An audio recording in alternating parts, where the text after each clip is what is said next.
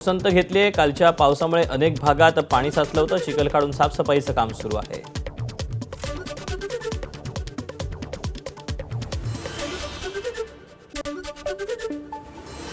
नागपूरच्या स्वावलंबी नगरमध्ये उच्चभ्रू वस्तीतील सलोनमध्ये पाणी शिरल्यानं मोठं नुकसान।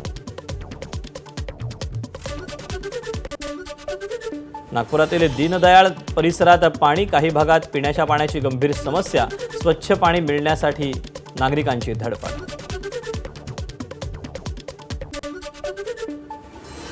नागपूर शहरातील काही भागातलं पाणी ओसरलं, मात्र बेसा भागातील स्कूल ऑफ स्कॉलर्सच्या मैदानात अजूनही पाणी 1.5 ते 2 फुटांपर्यंत पाणी साचून।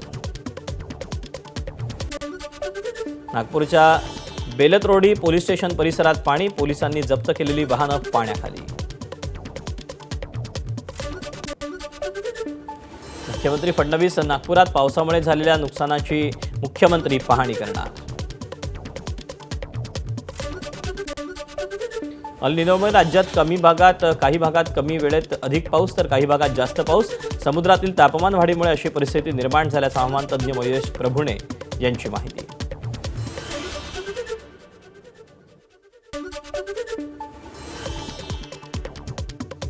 मान्सून काळामध्ये एका लईमध्ये पडणारा पाऊस असतो। मान्सूनचे ढग साधारणतः 4 किलोमीटर उंचीपर्यंत वाहत असतात। यावर्षी मात्र त्याहीपेक्षा उंच ढग तयार झाले आणि ते कमी वेळामध्ये असे उंच ढग तयार होत राहिले, सातत्याने त्यांची निर्मिती होत राहिली। त्यामुळे बऱ्याच भागांमध्ये 500-600 मिलीमीटर किंवा 1000 मिलीमीटरपर्यंत पण पाऊस झाला। गोंदिया जिल्ह्यात दमदार पावसानं पुजारी टोला धरणाचा पाणीसाठा 88%वर, 6 दरवाजे उघडले। नदीपात्रात 4000 क्युसेकनं विसर्ग। नांदेडच्या महावीर चौकात उघड्या नाल्यात एक जण पडला। नाल्यात पडत असतानाचा सीसीटीव्ही व्हिडिओ समोर। जालन्यातल्या स्वयंचलित हवामान केंद्रांमधल्या उपकरणांची छेडछाडीचा प्रकार। जिल्ह्यातल्या 49 पैकी 40 केंद्रांमधलं पर्जन्यमापक यंत्रामध्ये छेडछाड।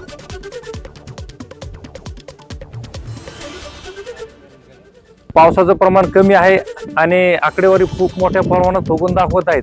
प्रशासनाला विनंती आहे की आकडेवारी आणि प्रत्यक्षात त्यांनी तफावत असल्यामुळे प्रत्यक्षात येऊन पाहणी करावी आणि शेतकऱ्यावर जो काही अन्याय होणार आहे तो अन्याय झाला नाही पाहिजे। आज दुष्काळाची परिस्थिती आहे, शेतकऱ्याला न्याय द्यायची परिस्थिती असतानाही ही आकडेवारी कुठून त्याचा शोध प्रशासनानं घेतला पाहिजे। आपले यंत्र जे आहे त्याच्या माध्यमातून मोजणी करून मग शेतकऱ्यांना पुढे लाभ दिला जातो आणि म्हणून याच्यामध्ये टेम्परिंग करणे हे खूप गंभीर प्रकारचा काम आहे। तर मला असं वाटते की याच्यामध्ये कुठल्याही प्रकारची जे टेम्परिंग झाली तर ते आम्ही त्याच्यावरती स्ट्रिक्ट ॲक्शन, प्रशासकीय दृष्टीने स्ट्रिक्ट ॲक्शन, कठोर कारवाई आम्ही करणार।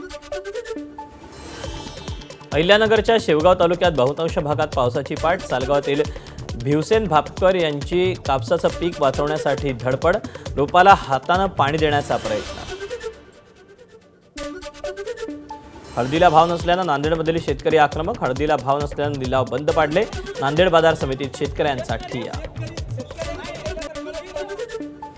बीडमधून जाणाऱ्या अहिल्यानगर अहमदपूर राष्ट्रीय महामार्गावर 5 वर्षापासून मोठे खड्डे। महामार्गावर 2 ठिकाणी खड्डे असल्यानं प्रवाशांना जीवघेणा प्रवास करावा लागतोय। टिटवाळा गोली रस्त्यांवर खड्ड्यांचं साम्राज्य। महिला मुलाला शाळेतून घरी घेऊन जात असताना खड्ड्यात स्कूटी अडकली। खड्ड्यामुळे अपघात वाढण्याची अधिक शक्यता। जगातील सर्वात उंच चिनाब रेल्वे पुलावरून वंदे भारतचं मनमोहक दृश्य समोर। 359 मीटर उंचीवर उभा असलेला हा पूल भारताच्या पायाभूत विकासाची नवी ओळख। केंद्रीय मंत्री प्रल्हाद जोशींचा नातवांसोबत खेळतानाचा व्हिडिओ व्हायरल। जोशी यांच्या कौटुंबिक क्षणांची सोशल मीडियावर चर्चा।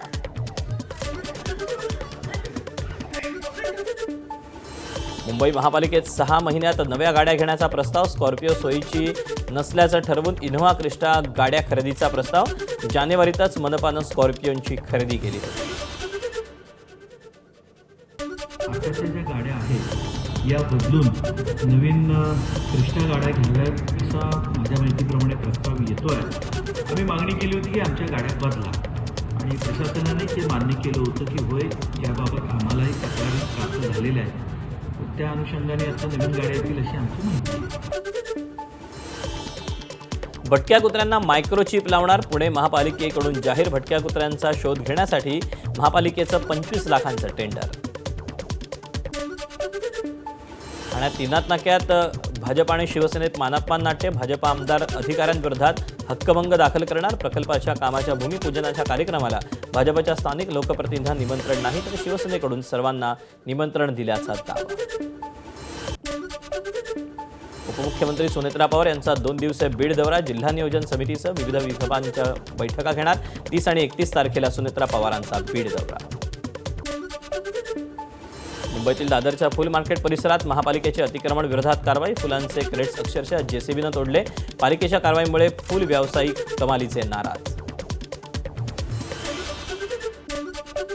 दादरच्या फुल मार्केट परिसरात गोंधळ. महापालिकेकडून रस्त्यावर फुल विकणाऱ्या फुल विक्रेत्यांवर कारवाई. वर्धा तालुक्यात झाडगाव इथे सरपंचांवर अविश्वास ठराव. सरपंच भांगडे यांना पायउतार व्हावं लागलं.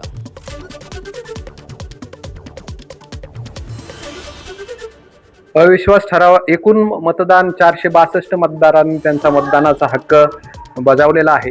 त्यामध्ये एकूण अविश्वास ठरावाच्या बाजूने 241 मतं मिळालेली आहेत. तसेच अविश्वास ठरावाच्या विरुद्ध 165 मते मिळालेली आहेत आणि संपूर्ण 462 पैकी 56 अवैध मतदान झालेलं आहे. मुंबईतल्या धारावी पुनर्विकास प्रकल्पाच्या पहिल्या टप्प्यासाठी 871 झाडं तोडायला मंजुरी. मुंबई महानगरपालिकेच्या वृक्ष अधिग्रहण समितीची मंजुरी. 25 हेरिटेज वृक्षांचाही समावेश. सावित्रीबाई फुले पुणे विद्यापीठात अधिकारी आणि कर्मचारी चक्क पैसे घेऊन बनावट डिग्री मिळवत असल्याचा धक्कादायक आरोप. 3 लाख रुपये देऊन डिग्री मिळत असल्याचा रिक्षा चालक महेश कदम यांचा आरोप. गणेश मुकेकर भेटले असं तर त्यांनी मला 5-6 महिन्यानंतर परत या म्हणून सांगितलं होतं. आपण बघूया काय होतं. आता ॲडमिशन झालेले बोलले सगळे. First year, second year, third year आणि डिग्री हे तिन्ही पण तुम्हाला देतो. मग म्हणलं त्याच्या मोबाईलला तुम्हाला काय द्यावं लागेल तर ते म्हणजे 3 लाख रुपये तुम्हाला पे करावं लागतील. 3 वर्षाचं तुम्हाला एक संघच मिळून जाईल. तर म्हणलं नको, आम्हाला जराशी त्या डिग्रीमध्ये थोडंसं डाऊट वाटायला लागला. म्हणून मी आपलं भीतीपोटी मागं सरकलो. म्हणलं मला नको करायचं, मला जरा डाऊट यायला लागला थोडासा. सगळ्यांवर कठोर कारवाई करण्यात यावी, अन्यथा आम्ही RPI स्टाईलने लवकरच तिथं आंदोलन लावण्यात येईल. तर मी कुलगुरूंना एवढीच विनंती करतो की लवकर फास्ट ट्रॅकवरती या सगळ्या गोष्टी लागल्या पाहिजेत, नाहीतर आम्ही तीव्र आंदोलन करू. पूर्ण महाराष्ट्रभरात हे आंदोलन पेटवण्यात येईल. ऑक्सफोर्ड ऑफ द ईस्ट म्हणून ओळखल्या जाणाऱ्या सावित्रीबाई फुले पुणे विद्यापीठात बोगस पदवी मिळत असल्यानं रोहित पवारांची नाराजी. चौकशी करून दोषींवर कारवाईची मागणी. मुंबईतल्या पवईच्या IIT कॅम्पसमध्ये विद्यार्थ्याची आत्महत्या. हॉस्टेल क्रमांक 4 मध्ये द्वितीय वर्षाला शिकणाऱ्या विद्यार्थ्यांना गळफास घेऊन जीवन संपवलं. आत्महत्येचं कारण स्पष्ट.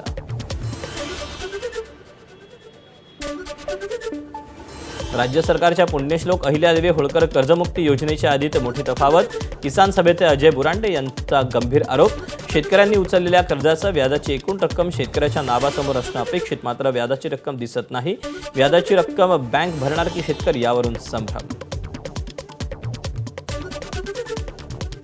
शेतकऱ्यांनी याच्या पाठीमागच फिरायचं का? या संदर्भामध्ये आंदोलन आणि मोर्चेच करायची का? हा प्रश्न पुन्हा शेतकऱ्यांना पडतोय. तेव्हा या सगळ्या बाबीच्या संदर्भामध्ये योग्य ती भूमिका लवकर शासन आणि बँकांनी करून घोषित केलेल्या यादीच्या समोरची रक्कम ही शेतकऱ्यांच्या खात्यावर असणाऱ्या थकबाकीची रक्कम असून ते प्रमाणित व्हावी अशी मागणी किसान सभा करते आहे. असं जर झालं नाही तर पुन्हा एकदा शेतकऱ्यांना आंदोलनाचा पावित्रा घ्यावा लागतो की काय, असं चित्र निर्माण होऊ लागलेलं आहे. या बाबतीची दक्षता नक्की बँक आणि सरकार घेईल अशी अपेक्षा आम्ही व्यक्त करतोय. नाशिक जिल्ह्यात पेठ, सुरगाणा, दिंडोरी तालुक्यात गेल्या 4 ते 5 दिवसात 5 ते 6 वेळा भूकंपाचे धक्के. भूकंपामुळे जमिनीला भेगा. जमिनीखाली बेसाड खडक असल्यानं भूगर्भीय हालचाली घडून भूकंपाचे धक्के जाणवत असल्याची जिल्हाधिकाऱ्यांची माहिती. मेळघाट आश्रमशाळेतल्या अन्नातून विद्यार्थ्यांना विषबाधा प्रकरणात धक्कादायक माहिती समोर. FDAचा परवाना नसतानाही सेंट्रल किचन सुरू. FDAकडून 4,41,000 किमतींचं अन्नधान्य जप्त. अन्न आणि औषध प्रशासनाची मुंबईतल्या नामांकित क्लबमध्ये कारवाई. 5 नामांकित क्लबचे परवाने तात्काळ निलंबित. Cricket club of India, RK जो जिमखाना, अपर्णा जो जिमखाना, MIG क्लब क्रिकेट आणि विलिंग्डन स्पोर्ट्स क्लबचा परवाना निलंबित.